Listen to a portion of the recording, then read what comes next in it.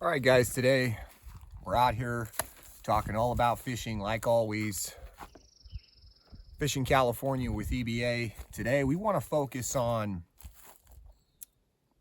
what we always do. However, today we want to, kind of talk more about the panfish. The panfish, bluegill, sunfish. There's crappie and other types of panfish, but for the most part, we're really targeting, the crappie and the sunfish, as the crappie and the sunfish is so plentiful. It's abundant in the sense that it's in everything, everywhere. Almost every fishery everywhere, and there's good reason for that. So the bluegill, the sunfish, they are extremely notorious, for cleaning up an ecosystem. So if you have a pond, stagnant water that's getting dirty, it's sitting, maybe it's, doesn't have any type of a spring or feeder creek, maybe it does. But regardless of the situation, maybe you have an orchard, maybe you have um, a small, water area where where you draw water from for situations. Having some bluegill and sunfish in that little uh, body of water is going to clean it very well. It's going to keep it clean. So that's what they're really good at. And so because of that, they were put into a lot of places in the state of California and the United States, and in general. But today we're going to focus on California bluegill, sunfish. We're going to talk about fishing for those two types of, targeting those species, those fish. They are, like I said, throughout California. But today we're going to break down the best places in California to target them. So we're talking numbers, we're talking quality fish, we're talking bluegill and sunfish. Now, a bluegill generally has a couple different, there's a couple different color patterns that I've seen in the bluegill. There's a darker pigmentation, kind of like lightning struck through the side of the face and the body, blue lightning. And there's others that are a bit lighter. It sometimes depends on the actual fishery, the water clarity they're in, the fishery itself, like, the conditions of that fishery. So sometimes the pigmentation can be darker or lighter on a bluegill. However, with a sunfish, it's pretty. It's like an amber, yellow, gold, with some, you know, some other pigmentation. Say little bit of black, a little bit of this, a little bit of green. Um, but sometimes they have these high vis yellow tails. And today we're going to talk about the best places in California to focus on these fish. The best places. So we're going to start off number one, and these are not in particular order. This is just me going off top, trying to get you guys on a good day of bluegill and sunfish fishing. Today, let's start with Lake Pardee. Why Lake Pardee, California? Because it doesn't get as much pressure as a lot of other fisheries. So the population of bluegill and sunfish actually have a chance to really, really thrive. They also happen to be in conditions where, like the lake itself, the ecosystem, um, everything about it, the temperatures that they're exposed to, um, they absolutely thrive in the warmer temperature lakes. So Central California, Lake Pardee, 2 pounds bluegill, 2 pound, right around that 2.2, 1.9, a lot of bluegill and sunfish in that caliber, that me and other people I know have caught at that fishery. So that stands out to me because those are some big slabs. I mean, for California, those are some big fish. So and just the amount of bluegill and sunfish I've caught on any given day, not even necessarily targeting them, it is just, and it's phenomenal. I mean, there's times at that lake where you can pull in and there's a bait ball. I like the South Shore mostly, but there's areas you pull up and it's just like bam, bam, bam, bam. So most of my success for that bluegill fishing has been in the North Shore and the South Shore and the main area of the lake. Not as much as you go into the Narrows and the McCollum and all that. So that's the first place I want to mention, and they're so aggressive. That's something I love about bluegill and sunfish, is they are the most aggressive freshwater fish that exists. on this planet. So they are just I mean, they have no problem just, you know, going at it, and they go full speed. So, there's so much fun to catch on, a fly rod or a one power, a long rod, a rod that, has 7.5, 8 feet to it.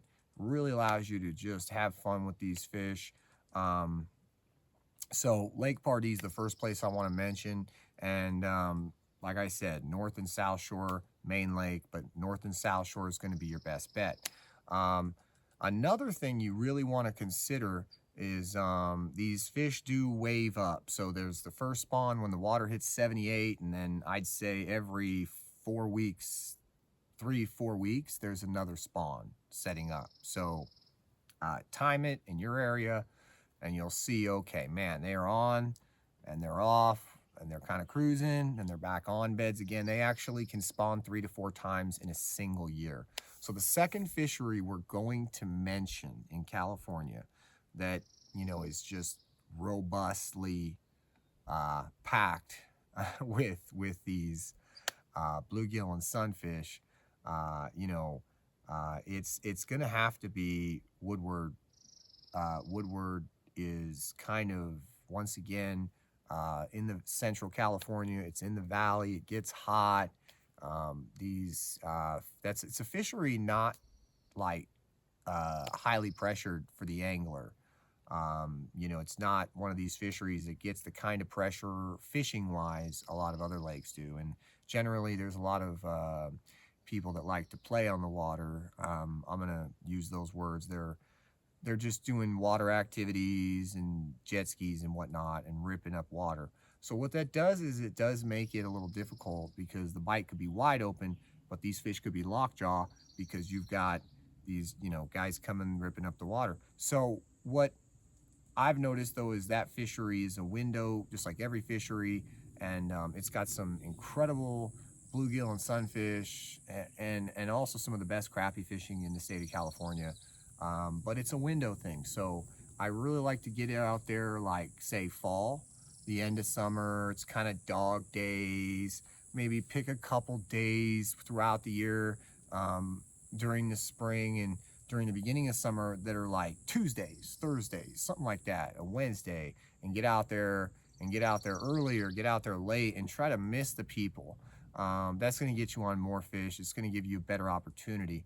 And then, like I said, just pre-spring, post-summer, end of summer, tail end of summer, and through the fall, the bite can be really good. The people disappear, so Woodward gets really good at that time. And the winter actually can be phenomenal, although the winter is very touchy because sometimes it was, say it was great at the end of December one year, but it was great at the end of January the next. And depending on how much water we get, it's going to really affect things like that. So right here, we've already discussed Lake Pardee. We've already discussed Woodward. Now we're going to talk about another fishery that is just, probably if we had to rate the #1 fishery, I would say it might be this. It's Clear Lake, California. If you get out to Clear Lake, California, it is robust with everything, a variety of different fish that are, just, it's kind of, mind-boggling.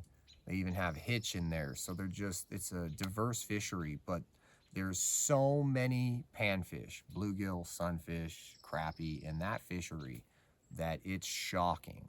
Every year they have die-offs. That has to do with the oxygen, lake turns, the oxygen level depletes, and there's so many fish in that water, and there's so much oxygen in that water. Get this. There is so much oxygen in the water. There's a lot, and there's a lot of plants, and there's a lot of grass and tules, and all those things create extra oxygen. However, that fishery is interesting in the way where when that algae bloom starts, that's when it starts actually, the algae starts feeding on the oxygen.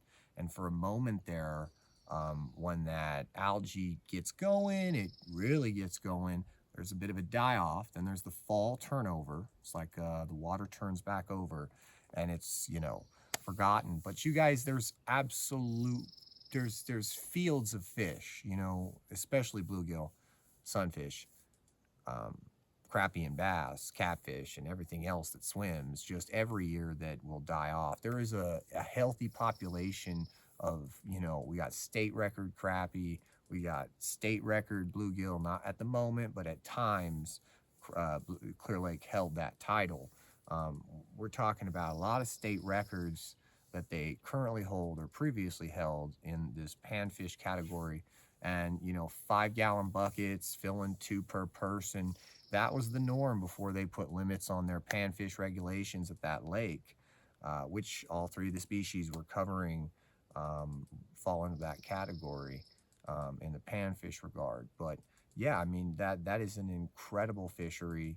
I would definitely get out there. I know sometimes it's costly in California, but it's incredible out there. Another place that we really want to focus on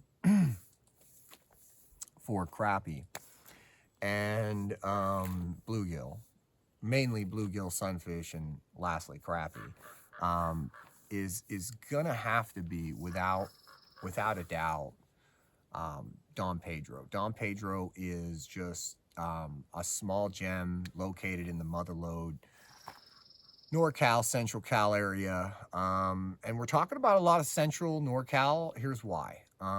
Because it's all about conditions. So if you go too north in California, the bluegill do not actually thrive or excel as much as they would Central Cal or even SoCal. However, Southern California has been overpopulated, decimated with a lot of their, a lot of their resources. So there's a couple places that are like swamp-like conditions in Southern California that I can't really recommend to people to go fish. But Southern California has been destroyed in a lot of ways, whether it be the panfish, whether it be the trout, the way trout fishing used to be. So Central California and NorCal / Central California is holding a lot of these bluegill holdouts. So Pedro has big bluegill, big sunfish, and numbers. They have just an ecosystem, that is thriving and has been thriving for I don't know how long. They got striped bass in there, which a lot of people thought would destroy the bluegill population and destroy a lot of other things in that fishery. It's been very resilient, and so I have noticed that that lake hasn't been as affected as other lakes by the striped bass being introduced. But then again, time will tell. Eventually, there could be a shift, and stripers might start to shift and have more control and more take over that lake more so than they have already. But the bluegill in there are kicking hard. The sunfish in there are, abundant. And so if you guys just want to get out and get on fish, and it doesn't matter if you're using plastics or you're using a fly rod, you're floating fly, you're stripping, you're hopping, dry fly, it don't matter. I mean, you're throwing small insects, you're using live bait, you're using cut bait. Everything works for bluegill. That's what I love. I mean, there's going to be a bite that's on and a bite that's better when, the sun goes down, and there's going to be timing and moments and windows, but, they're so aggressive that you can always get a bunch and, or get a few, figure out real quick, what they're telling you. But, yeah, I mean, for Pedro, I would say it's, everybody talks about the stripers, everybody talks about the largemouth, everybody's talking about that.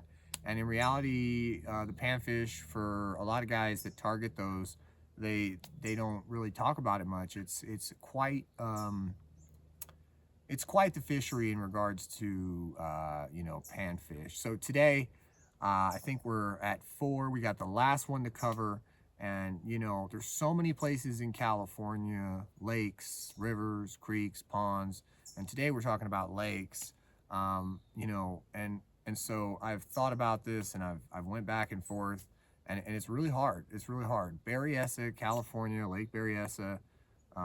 That right there is, it is a phenomenal panfish fishery. It is, like it's stacked, of course, with bluegill and sunfish. But what I love about it so much is, it's diverse. It's got some parts of the lake which are more rocky and featureless in other ways, and some parts of the lake that are flats, and some parts of the lake that I know of that are ledges, and you've got some structure in other areas, and so you can bounce around real quick and figure out, okay, this is a shallow flat, and I love flats when it comes to pan fishing. I'd love to follow a flat into a cove, into a creek, into something, and you'll bump into that bait ball eventually.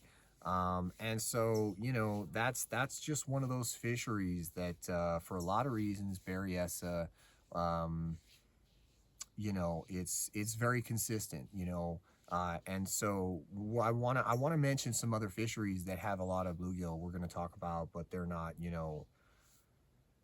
the best. But they're, they have their days for sure. So some of those places are gonna be Lake Isabella. Some of those places are going to be Shasta, Lake Shasta, California. Some of those places, and we're talking lakes right now, so we might do another video if you guys like this about creeks and rivers, ponds. I don't know, because lakes are kind of the vast majority of people. So yeah, I mean, I'm trying to think of any. I've been to. I've been to a lot of lakes, and the thing is, you can get on a couple good days here and there, but to find places that you can consistently just do damage on those panfish, that's what we're really trying to cover today. So we gave you 8 lakes. The first 5 were the most prominent, most consistent, and they hold the bigger panfish on any given day. The opportunity for you on those lakes is greater than anywhere else on any other lake in the state of California, for quantity, for quality, and for trophies. But I really hope you guys, get the most out of this. I'm trying to think, okay, so what can I give you guys? Pieces of advice. I think we covered this. Your flies are your best friend. Little tubes, little insects, little crawl bait, little creature baits, little crawfish, little larva, anything that's in the small to micro size is really good. So that would mean anything a ½ inch to say 3 inches in length. And keep in mind, the larger you go, I would say you're targeting a bigger bluegill. You're upping that size of the bait for the bigger bluegill. So when you get past 2 inches, in my mind, I'm targeting with the 2.5 and 3 inch baits, a bigger bluegill, maybe less bites. Color patterns on bluegill, do they matter? They do. Sometimes I find myself running back to a brown with a red head or a black with a red head, and I try to keep it simple. Those two have been very, very, very effective. I have also done green with a red head. Now for me, I'm talking nymphs. I'm talking floating nymphs that I'm stripping. But you can catch a bluegill just about, float. You can do it a million ways. You can even fish the nymph a lot of ways. But just throwing you out some of my favorite ways to start it. Small plastics, throwing them out there, seeing what gets their attention, what doesn't. It should be self-evident right away. Colors, like we talked about, they are a tricky fish. You can throw out chartreuse and get 2 fish, and throw out blue and get 1 fish, and throw out purple and get 9 fish, and throw out a silver gray and get out another 5 fish. It is incredible how many fish you can catch if you, just if you just cycle through a lot of colors. Once you're on a bite, you're on the fish, you're there. It's incredible.